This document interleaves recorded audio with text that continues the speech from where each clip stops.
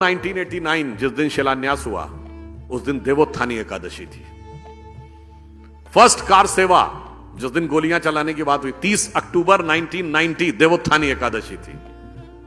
और 9 नवंबर 2019 जिस दिन कोर्ट का जजमेंट आया 8 और 9 नवंबर को देवोत्थानी एकादशी थी। अब मानिए तो संयोग और मानिए तो दैव योग। देवता उठे थे तो देवता भारत को दैवी स्थान तक ले जाने के लिए उठे थे। ये देव स्थानों का महत्व होता है जो लोगों को नहीं समझ में आता है कि जब वहां पे श्री राम लला विराजमान प्रकट हुए तो उनकी सबसे पहले पूजा किसने की थी?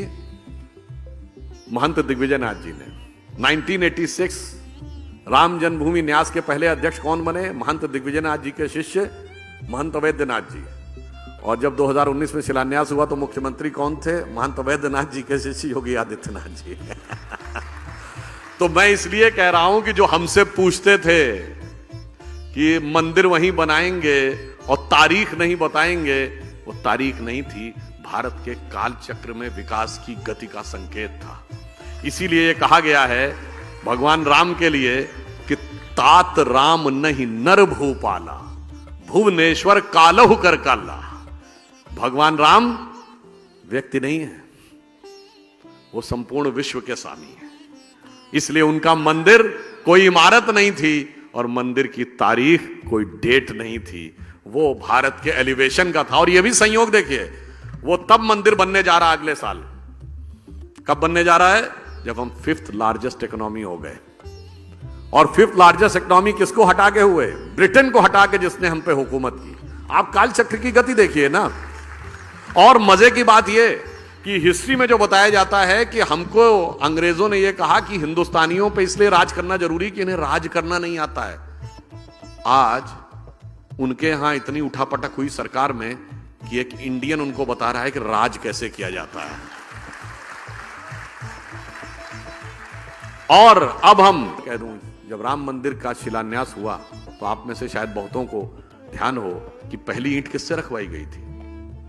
कामेश्वर चौपाल, बिहार के एक जिन जातियों को तथाकथित निम्न जाति कहा जाता है, हम तो किसी को निम्न नहीं मानते, उनसे रखवाया गया था। और किस बात का?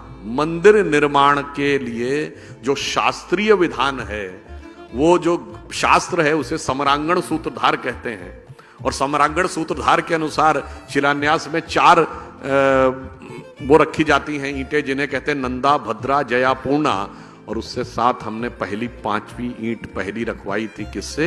जिसे आज आप कहते हैं सो कॉल्ड लोअर कास्ट। तो दैट मीन्स कि वो पूरा किस ढंग से संयोग था। और यह भी एक संयोग मानिए कि भगवान राम के जमाने में क्या हुआ था? भगवान राम का सीधे राज्याभिषेक हो गया था क्या? नहीं, पहले वनवास हुआ था, फिर माता शबरी का सम्मान हुआ, फिर निषाद राज का राज्याभिषेक, फिर सुग्रीव का राज्याभिषेक, फिर राम का राज्याभिषेक। और आज संयोग देखिए कि जब राम मंदिर बन के तैयार हो रहा है, उससे पहले हमारे राष्ट्रपति श्री रामनाथ कोविंद थे और अब राष्ट्रपति श्रीमती द्रौपदी मुर्मू हैं, जो शेड्यूल्ड ट्राइब से भारत की पहली महिला है। तो मतलब आप समझ लीजिए, जो राम के काल में हुआ वही राम मंदिर के काल में हो रहा। तो अब सबको समझ जाना चाहिए कि मंदिरों का महत्व और मंदिरों की गति और राष्ट्र के साथ उनका तदात्म्य का संबंध, कभी कभी मंदिर को लेकर भय बहुत बनाया जाता है। जब राम मंदिर बन रहा था तो लोगों ने कहा अगर राम मंदिर जिस दिन बनने लगेगा